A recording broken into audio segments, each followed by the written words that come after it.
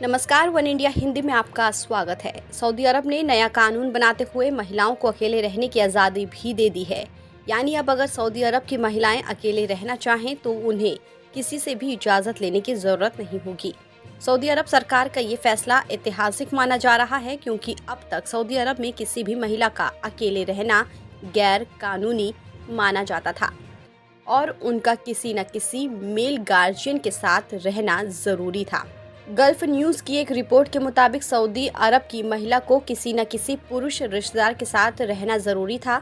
ज़्यादातर वक्त पिता, भाई या फिर पति के साथ महिलाएं रहती थीं, लेकिन कई बार महिलाओं को अपने दूसरे रिश्तेदार जैसे चाचा के बेटों के साथ रहना पड़ता था।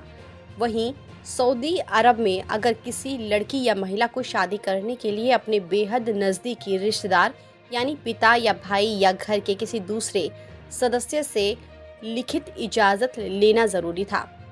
यहाँ तक कि पासपोर्ट बनवाने के साथ साथ किसी दूसरे देश जाने के लिए भी नज़दीकी रिश्तेदार से लिखित में लेना होता था।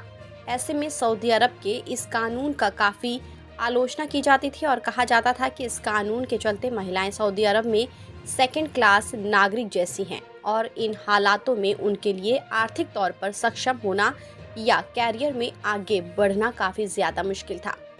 रिपोर्ट के मुताबिक सऊदी किंगडम के जुडिशियल अथॉरिटी ने संविधान की उस धारा को ख़त्म कर दिया है जिसमें महिलाओं पर इस तरह की पाबंदियां लगी थी।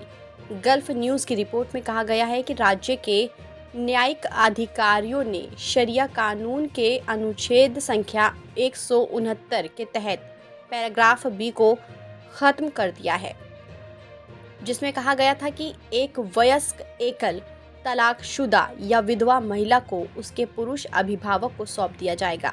सऊदी किंगडम ने शरिया कानून को खत्म करते हुए महिलाओं को नया अधिकार दिया है, जिसमें कहा गया है कि एक महिला अपनी मर्जी के मुताबिक जहां मर्जी हो वहां रह सकती है और ऐसा करना उनका हक है।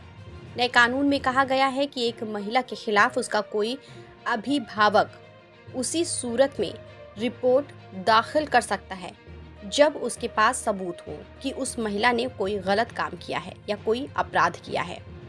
आपको बता दें कि पिछले कुछ महीनों से सऊदी अरब लगातार महिलाओं के अधिकार में इजाफा कर रहा है और सऊदी अरब धीरे धीरे खुद को कट्टरवादी छवि से बाहर लाने की कोशिश कर रहा है। कुछ दिनों पहले सऊदी अरब ने महिलाओं को कार चलाने की आज़ादी दे दी थी। फिलहाल इस खबर में इतना ही। देश और दुनिया की तमाम खबरों के लिए आप बने रहिए वन इंडिया हिंदी के साथ।